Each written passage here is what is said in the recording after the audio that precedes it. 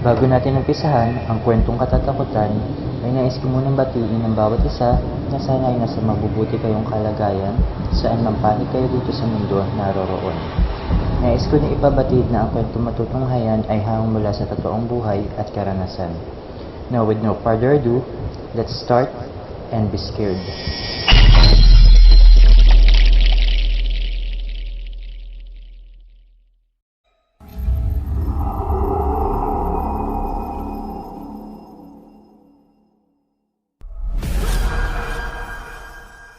Magandang umaga, tanghali o gabi po sa lahat ng mga nakikinig. Lalong-lalo na po sa mga admin at kay narrator Giancarlo nitong Pinoy Creepy Tales Channel. Maraming salamat po sa pagbabahagi nitong aking kwento at karanasan. Ako po si John Mark Tubong Visayas. Ang karanasan ko pong ito ay nangyari sa amin ng matatalik kong kaibigan na sina Jeric at Von. Nung minsan kami ay mag-road trip. Ilang taon na rin na nakakalipas buhat ng ito ay mangyari. Pero magpasa hanggang ngayon ay nagbibigay pa din ito ng kilabot sa aming magkakaibigan. Umpisahan na po natin ang kwento. Buwan ng Abril noong ito ay mangyari.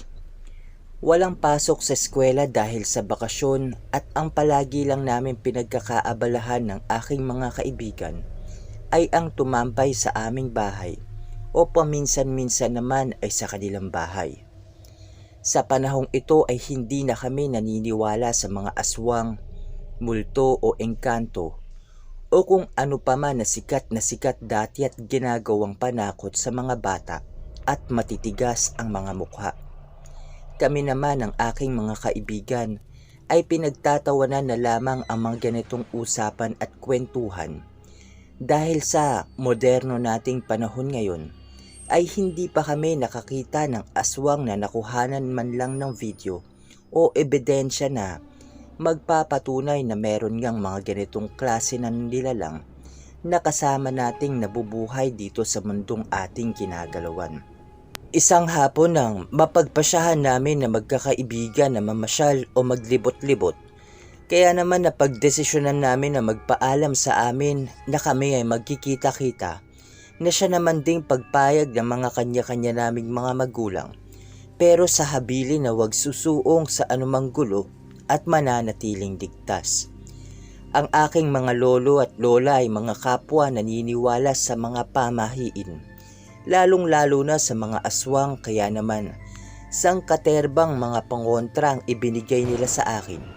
Katulad na lang ng kumpol na kalamansi, luyang dilaw na maliliit, isang napakaliit na punyal na yari sa tanso, at rosaryo na benditado na hindi ko alam kung para saan, at mga kung ano-ano pa na nilagay ko na lamang sa aking bag. Dahil kung hindi ko daw kukunin ang mga ito, ay hindi nila ako papayagan. Matapos ang mahabang paliwanagan at diskusyonan sa aking mga magulang, pati na din sa aking lolo at lola ay nakaalis na din ako sa aming bahay sa wakas. Magkikita-kita kami sa bahay ni Von na siyang nakakaangat sa aming magkakaibigan dahil sa may negosyo ang kanilang pamilya. Pero gayon pa man ay nananatiling nakatapak ang kanilang mga paa sa lupa at hindi mapangmata na hindi katulad ng iba na makaranas lamang ng kaunting karangyaan ay akala mo na kung sino na. Sasakyan ni Von ang gagamitin namin sa paggagala at 12:00 ang aming usapan dahil manananghalian pa muna kami sa kanilang bahay. Pagkaalis ko ay inabot lang ako ng halos kalahating oras sa biyahe bago marating ang bahay ni Von at nando na din si Jeric na mga nag-aayos ng kanilang mga gamit. Akala ko ay ako na ang may pinakamaraming gamit na dala pero mas madami pa pala ang sa kanila na akala mo ay isang taon na mga mawawala sa kani-kanilang mga bahay. Inayos na namin ang aming mga bag para pagkatapos ay manananghalian na lamang kami at magpapahinga saglit bago umalis. Nang matapos kami ay agad na din kaming pumasok sa loob ng bahay ni Von at dumiretso sa kanilang kusina para kumain. Abala kami sa aming tanghalian nang biglang tumawag ang mama ni Von at nagbili ng mga kung ano-ano na halos katulad lang din ng bilin ng aking mga magulang. Matapos naming kumain ay nagpahinga lamang kami ng mga ilang minuto at napagpasyahan ng umalis. Wala kaming mga eksaktong destinasyon o lugar na mga pupuntahan. Basta kung saan lang kami mapunta at mapadpad ay ayos na sa amin, basta ang mahalaga ay makapaggala at masulit ang aming mga oras. May mga baon kaming mga pagkain pero paminsan-minsan ay tumitigil kami sa mga tindahan o kung saan pwede pumarada para manigarilyo at para na din makapagpahinga mga kamay at paa ni Von sa pagmamaneho. Una ay pamilyar pa sa amin ang mga lugar na nadadaanan at daang nakikita namin. Pero habang patagal ng patagal ay palayo na kami ng palayo na tipong puro sightseeing na lang ng mga kabuntukan ang iyong makikita. Kung taga Visayas po kayo ay maiintindihan ninyo ang ibig kong sabihin. Nang may madaanan kaming isang tindahan at kainan na pinagtitigilan din ng mga biyaherong katulad namin, ay napagpasyahan namin na tumigil muna at pumarada sa isang gilid. Bumaba kami sa sasakyan at pumasok sa loob na maliit pero maayos na karinderya. Dahil sa nakapagpananghalian na kami ay soft drinks at mga chicherya na lamang ang aming mga binili. Habang si Jeric naman ay umorder ng mga pagkain para sa aming tatlo. Kaya kahit mga busog ay wala kaming mga nagawa, kundi kainin ang nakalagay na pagkain sa pinili naming pwesto at lamesa. Pagkatapos ay nagpahinga muna kami at maya-maya lang ay lumapit ang isang matandang babae sa amin na nagpakilalang Manang Celia na may-ari ng tindahan at karinderya. "Dayo ba kayo dito mga apo?" tanong nito sa amin. Nagkatinginan muna kaming tatlo bago mga tumango. "Ako, mga apo, mag-iingat kayo ah. Huwag kayong magpapaabot ng gabi sa daan." Paalala nito sa amin. Nagpasalamat naman kami sa bili nito at pagkatapos magbayad ay umalis na din kami at itinuloy ang aming paggagala.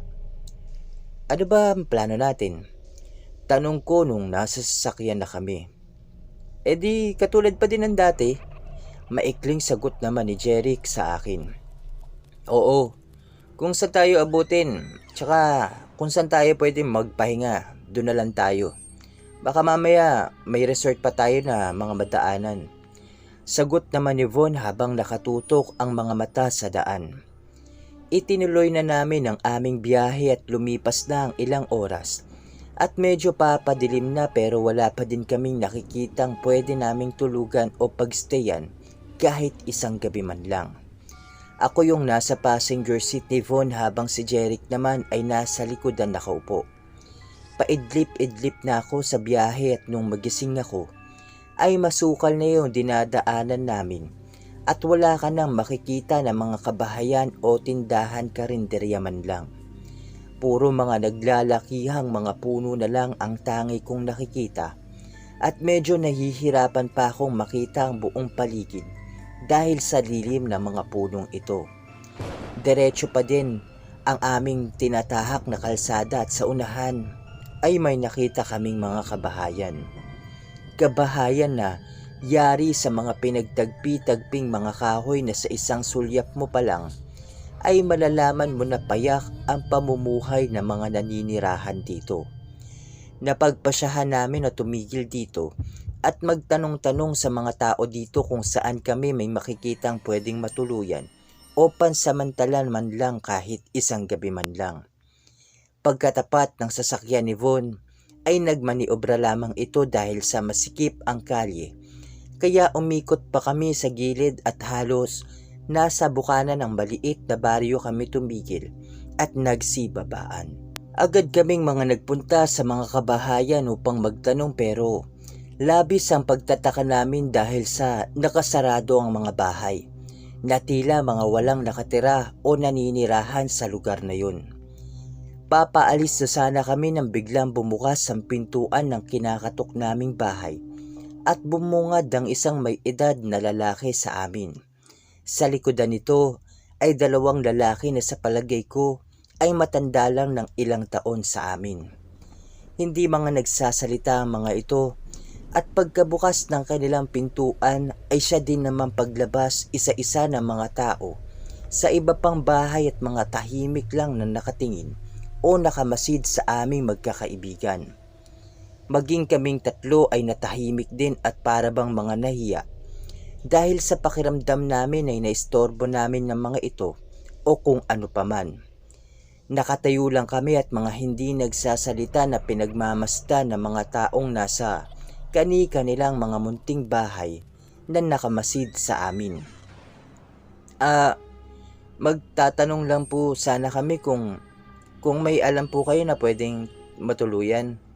Basag ni Von sa katahimikan. Napadaan lang po kami pero kung wala po, mauuna na lang po kami. Salamat na lang po. Segunda naman ni Jeric na medyo nahihiya at nagkakanda utal-utal pa. Kung gusto nyo, ay dito na lang kayo magpahinga at magpalipas ng magdamag. Sagot naman bigla ng matandang lalaki na pinakaunang nagbukas ng pintuan. Naku, hindi na po. Nakakahiya eh. Alanganing sagot naman ni Jeric. Hindi, ayos lang. At panigurado na mahihirapan kayo sa biyahe dahil papalubog na ang araw. Sagot naman ng isang babae na nasa kabilang dako ang bahay. Napatingin ako sa kanilang lahat at napansin ko na yung kaninang seryosong ekspresyon ng kanilang mga mukha ay biglang mga nakangiti na o yung tipong magiliw na umeestima ng kanilang mga panauhin o ng kanilang mga bisita. Pasimple pa akong tumingin sa iba pang mga tao at mga nakangiti din ng mga ito na paminsan-minsan ay sumusulyap sa papalubog ng araw noong mga oras na yun.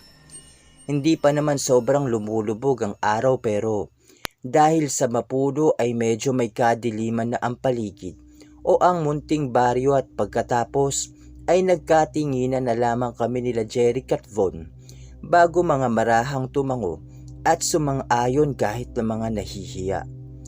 Kinuha namin ang aming mga gamit at pagkatapos ay pumasok na sa bahay ni Mang Damian na nagpatuloy sa amin sa kanilang munting bahay. Kahit na sa pinagtagpi-tagping mga kahoy lang yari ito, ay maayos naman ang loob maliban na lang sa masangsang na amoy na hindi namin malaman kung saan mga nanggagaling.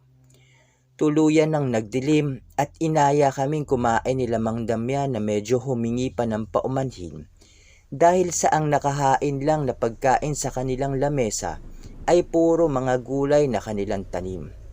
Sinabi naman namin magkakaibigan na ayos lang yon at kami pa nga ang dapat mahiya dahil sa pangiistorbo namin sa kanilang bahay.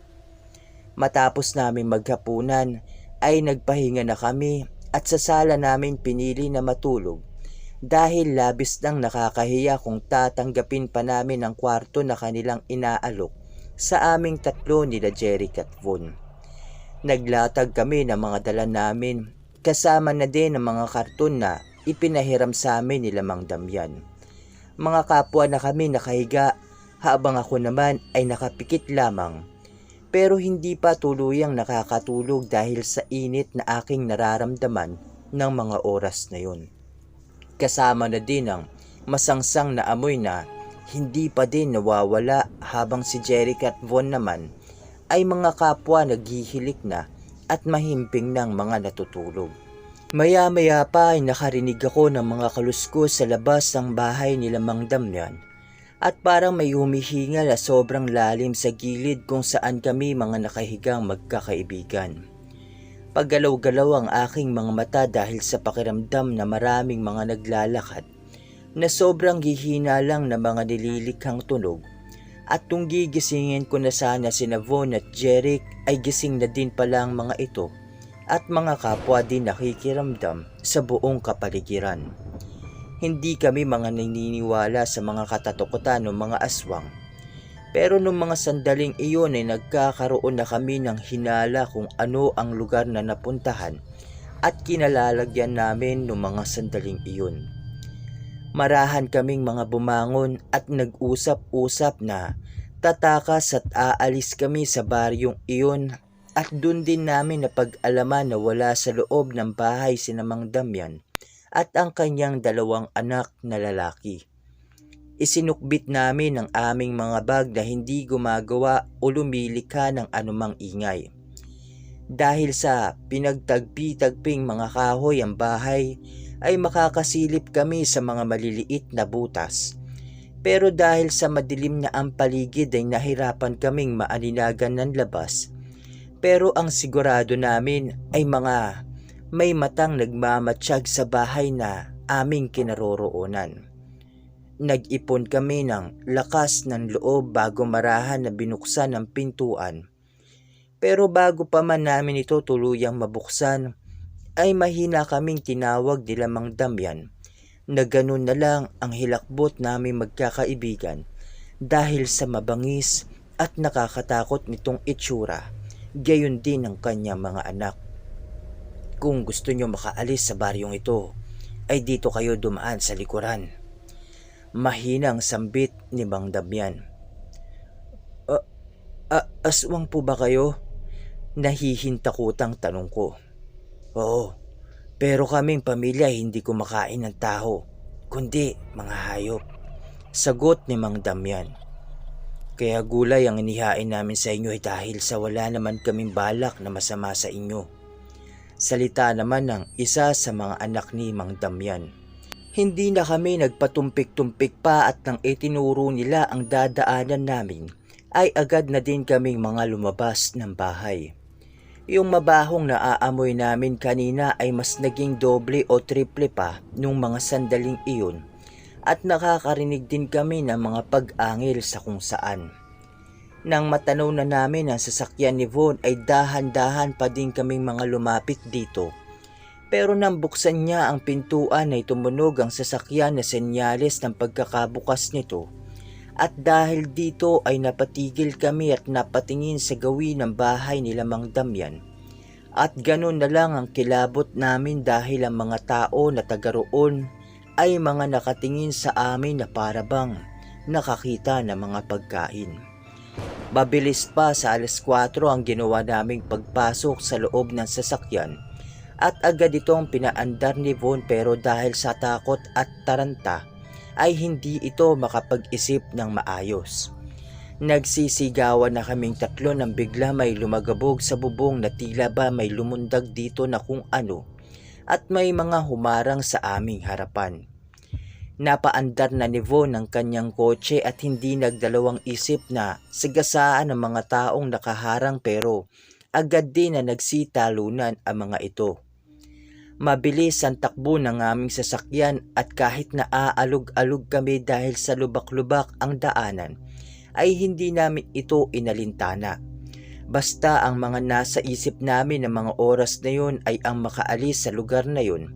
At kitang-kita pa din namin sa aming gilid at likuran ang paghabol ng mga aswang na tila ba mga mababangis na hayop na halos nasasabayan ang bilis ng pagpapatakbo ni Von sa kanyang sasakyan.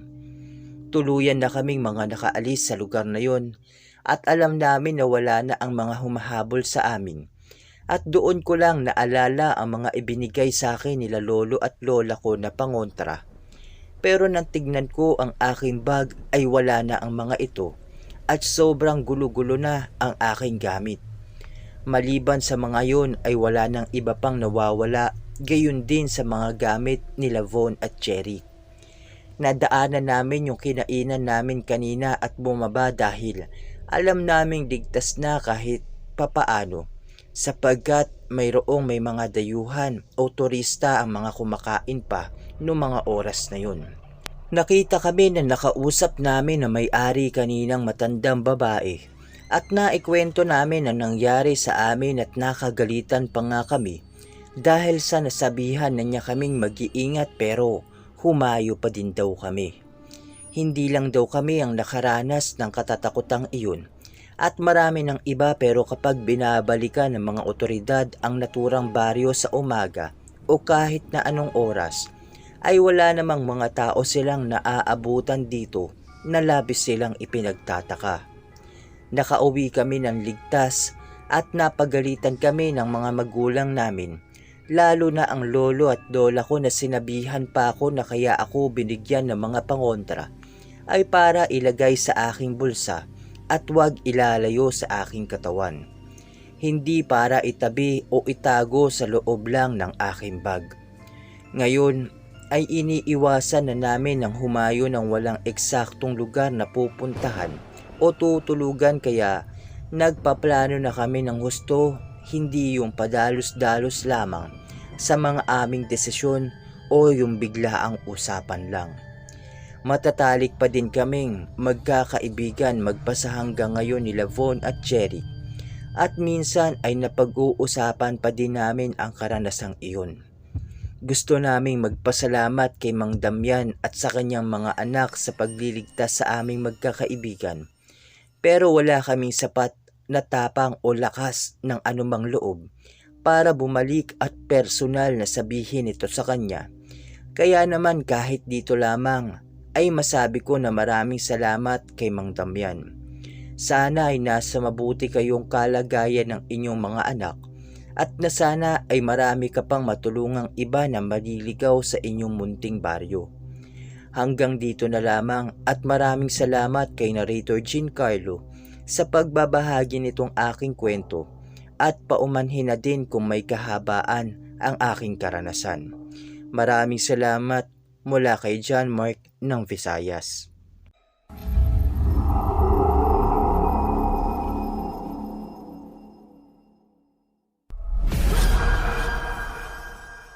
So, ayan po, magandang araw mga ka-Creepy Tales. Magbibigay lamang po ako ng maikling opinion tungkol sa kwentong na ibahagi natin ngayong araw dahil medyo namamaos na naman po ang aking boses. Halataan nyo naman po sa sa pagsasalita ko ngayon.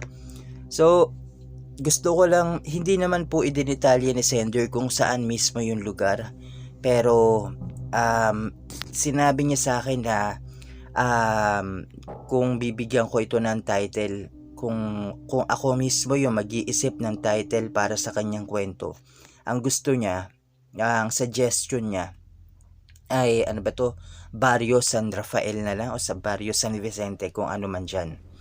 So pagpipilian ko, bago natin malalaman nyo kung ano yung lalabas na title, yun yung napili ko. Pero dun sa dalawang yun, parang pinag-isipan niya lang. So kung may katulad man daw yun na lugar o barangay, pasensya na daw, pero yun daw yung naisip niya. At saka ayaw niya mismo sabihin kung saan ito, kung saan mismong lugar sa Visayas. Pero hindi ko alam kung hanggang sa ngayon ba may mga ganyan pa rin, kasi di ba alam niyo naman na tama naman yung sinabi niya na sa moderno natin panahon ngayon na hindi pa ako nakakita ng mga aswang na na-videohan o yung mga, alam mo yun talagang ako mismo yung nakakita. Pero yung mga nakakarinig ako ng mga yabag sa bubong, yung mga ganyan, lalo na nung buntis yung ate ko, may mga ganun. Pero yung mga ganyang karanasan, yung mga experiences na talagang yung halos tawag dito, yung talagang kulang na lang himatayin ka sa labis sa takot, nervyos o ano pa man.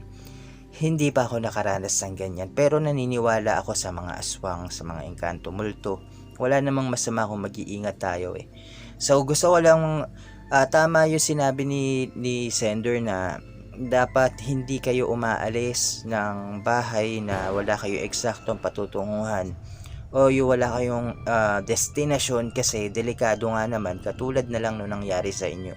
Buti na lang nakilala nyo si Mang Damian at tsaka yung dalawa niyang anak na tinulungan kayong makaalis doon sa kanilang lugar. Kasi kung tutuusin, pwede na kayong hindi makaalis, so pwede na kayong mabiktima ng mga kabaryo nila Mang Damian, yung mga nagmamatsyag doon sa labas ng bahay nila. Kung tutuusin, pwede kayong pasukin ng mga oras na yun. Pero hindi ko alam kung bakit hindi yun ginawa ng mga nasa baryong yun. O siguro dahil na rin nandun sila Mang Damian na binabantayan sila o gumawa ng paraan para makatakas sila. Kasi katulad na lang dun sa mga pangontra na nawala sa kanya, tama nga naman na yung mga pangontra na ibinibigay sa iyo ng lolo-lola mo, kahit sino na manggagamot, kaibigan, magulang, kapag binigyan ka nila ng ganyan, na halimbawa kahit simpleng ano tawag dito, simpleng rosaryo, yung mga ano pa ba, kung ano pa man, basta mga pangontra na pwede mo magamit, dapat yan dinadala mo palagi, nasa bulsa mo, nasa katawan mo. Kaya katulad ng rosaryo, pwede mong gawing kwintas, 'di ba? Yun naman yung karaniwan, kinikwintas natin yung mga rosaryo eh.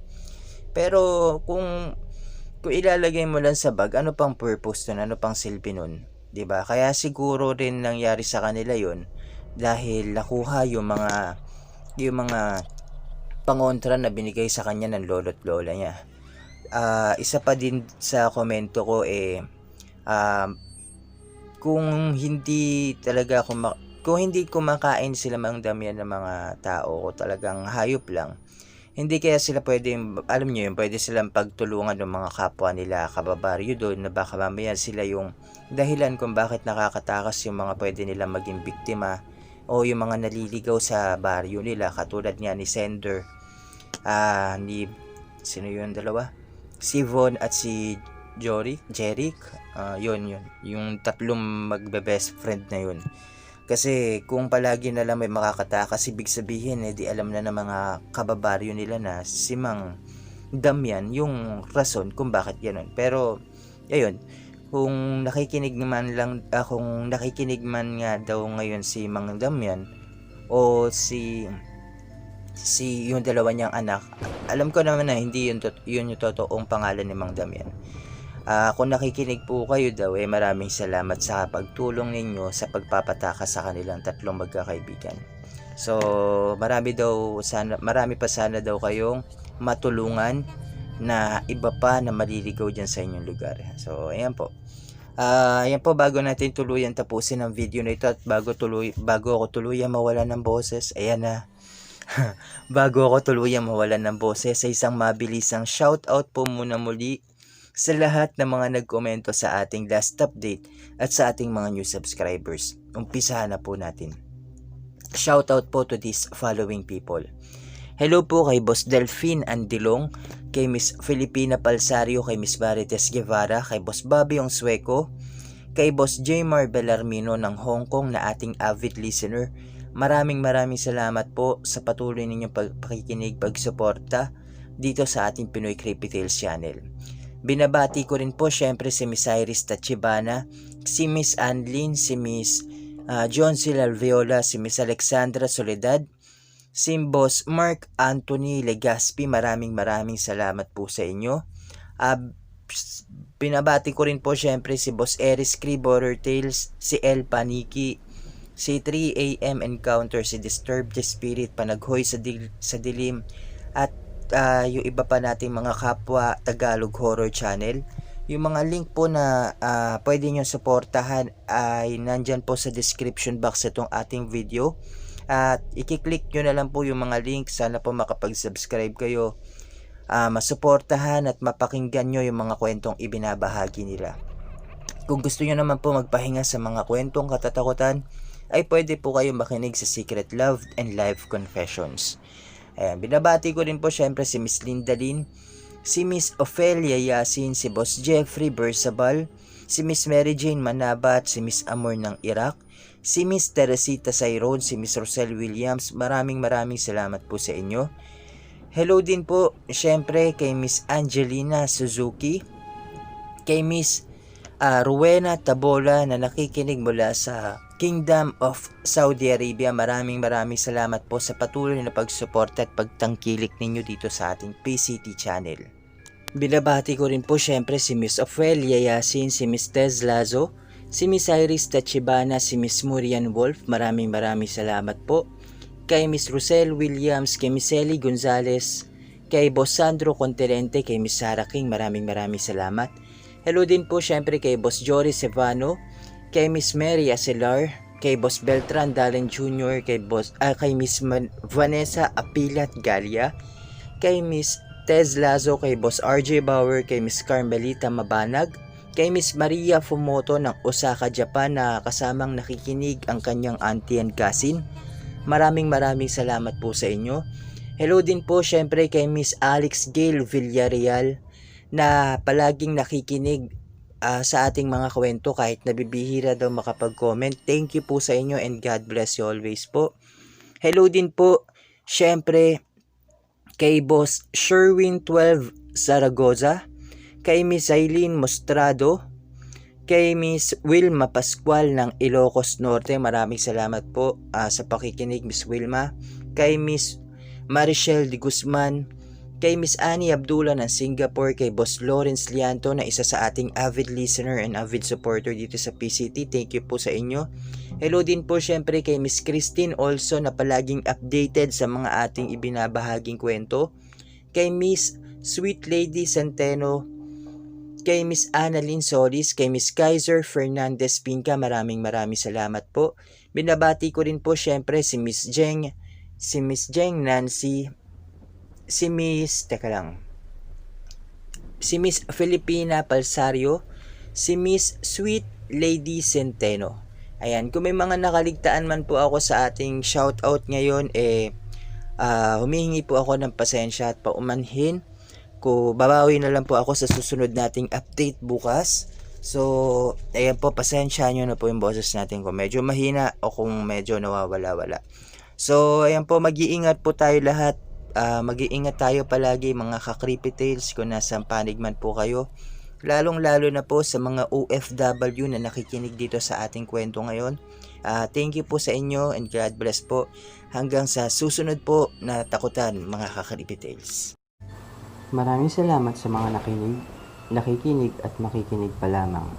Nakalagay sa description box ang email kung saan pwede kayong magpadala ng mga nakakatakot na karanasan at kababalaghan. Huwag po natin kalimutan mag-subscribe, i-share at i-like ang video. Comment down below para sa mga shoutouts sa next video. Until next time everyone, happy creepy tales!